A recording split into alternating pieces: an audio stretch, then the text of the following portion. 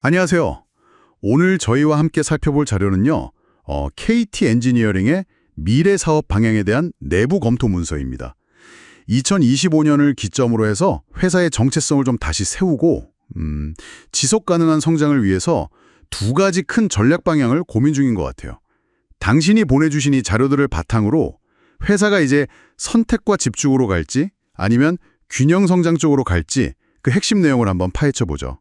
네, 마치 중요한 결정의 순간에 저희가 같이 있는 듯한 그런 느낌으로요. 바로 시작해볼까요? 자, 첫 번째 안은 선택과 집중인데요. 이건 KT그룹 내부 통신망 사업, 그러니까 그 액세스망 사업하고요. 데이터 센터, IDC죠. 그리고 태양광 같은 고수익 설비, MEP 공사의 역량을 딱 모으자는 거예요. 네, 그렇죠. 상대적으로 좀 수익 변동성이 큰 B2B 사업은 유지 보수 중심으로 약간 축소하고요. 맞아요. 그래서 목표가 2030년에 매출 3,160억 원, 그리고 영업이익률 5.0% 달성. 조직을 좀 더 날렵하게, 기술 중심으로 가자는 그런 방향인 거죠. 네, 여기서 확실히 보이는 건 수익성을 최우선으로 두겠다는 의지예요. 안정적인 내부 시장에 집중해서 뭐랄까 확실한 이익 구조를 만들겠다는 건데 어쩌면 최근 B2B 사업 부진 경험 때문에 좀 더 예측 가능한 수익원에 기대려는 약간은 보수적인 선택으로도 볼 수 있을 것 같아요. 아, 그럴 수 있겠네요. 물론 이제 설계 시공 통합이라던가 VE, 가치공학 같은 기술력 내재화는 좋은 방향이죠.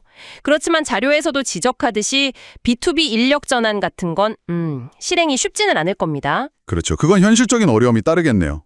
반면에 두 번째 안은 균형 성장입니다. 이건 네트워크, 건설 MEP, B2B 이 세 가지 사업 모두를 함께 키우자는 전략인데요. 네, 안정적인 내부 물량, 그러니까 캡티브 시장을 기반으로 하면서 외부 시장, 오픈 시장 수주도 적극적으로 늘리겠다는 거죠. 그래서 목표 매출은 2030년에 4,200억 원. 첫 번째 안보다 훨씬 커요. 그렇죠. 외형은 훨씬 크죠. 그런데 예상 영업이익률은 2.0%로 오히려 더 낮아요. 이거 왜 그런 걸까요? 그게 아무래도 외형 성장에 더 무게를 둔 전략이기 때문인 것 같습니다. 리스크를 분산시키고 전체 시장 파이를 키우려는 좀 더 야심찬 계획으로 보이고요.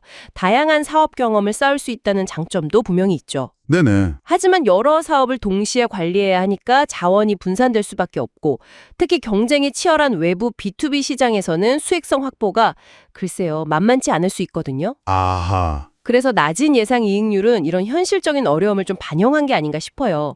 결국 이 전략은 외부 수주 경쟁력을 얼마나 확보하느냐가 관건이 될 겁니다. 그렇군요. 이런 고민이 나오게 된 배경에는 역시 최근 실적이 있겠죠.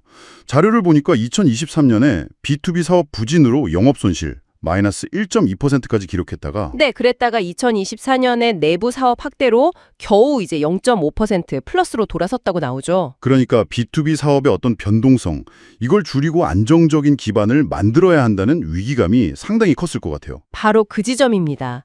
그래서 특히 MEP 사업의 중요성이 더 커지는 건데요. 함께 해주신 다른 자료를 보면 이미 용산이나 목동 같은 대규모 IDC 신축 프로젝트 경험이 많더라고요.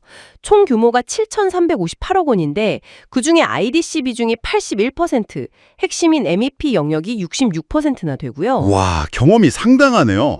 네. 그리고 시장 자체도 IDC나 태양광 중심으로 MEP 시장이 연 5.6%씩 꾸준히 성장하고 있으니까요.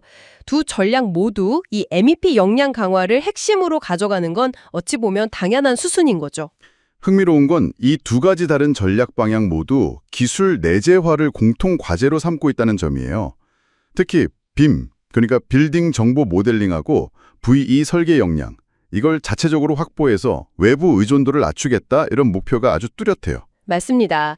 2030년까지 빔 설계 내재화율을 90% 이상 달성하겠다는 구체적인 목표치까지 제시했죠. 90%면 정말 높은데요. 네, 그렇죠. 건설 MEP 분야에서 빔 활용이 점점 필수가 되고 있잖아요. 2025년부터는 공공건축에도 전면 의무화될 예정이고요. 기술 경쟁이 심화되는 상황에서 자체 역량 확보는 이제 생존의 문제라고 봐야 합니다.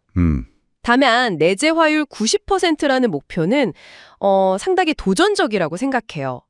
실제 현장에서 기술을 적용하는 속도나 전문 인력 양성, 또 기존 프로세스와의 통합 같은 문제들이 있거든요. 아, 현실적인 장벽들이 있겠군요. 네, 단순히 기술 도입 차원을 넘어서 조직 문화 자체가 바뀌어야 할 수도 있는 그런 과제입니다. 자, 오늘 KT 엔지니어링의 미래 전력 방향에 대해 깊숙이 한번 들여다봤습니다. 안정적인 수익성을 택할 것이냐, 선택과 집중이냐, 아니면 좀 더 야심차게 외형 확장을 노리는 균형 성장이냐. 당신이 보시기에는 회사가 어떤 선택을 향해 가게 될 것 같나요? 뭐 어느 쪽을 택하든 기술 역량 강화는 피할 수 없는 과제라는 점은 분명해 보입니다. 네, 이런 전략적인 갈림길에서의 고민은 사실 이 회사만의 문제는 아닐 겁니다. 안정적인 기반 위에서 점진적으로 성장할 것인가, 아니면 더 큰 기회를 찾아서 리스크를 감수할 것인가 하는 선택은 여러 분야에서 찾아볼 수 있죠. 당신의 분야나 조직에서도 혹시 비슷한 딜레마를 겪고 계시진 않은지 한번 생각해 보시는 것도 의미 있을 것 같아요. 마지막으로 이런 질문을 던져보고 싶습니다.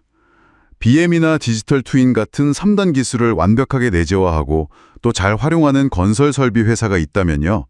이 회사는 단순히 건물을 더 효율적으로 짓는 것을 넘어서 앞으로 과연 어떤 우리가 상상하지 못했던 새로운 사업이나 가치를 만들어낼 수 있을까요? 미래를 한번 상상해 보는 것도 재미있을 것 같습니다.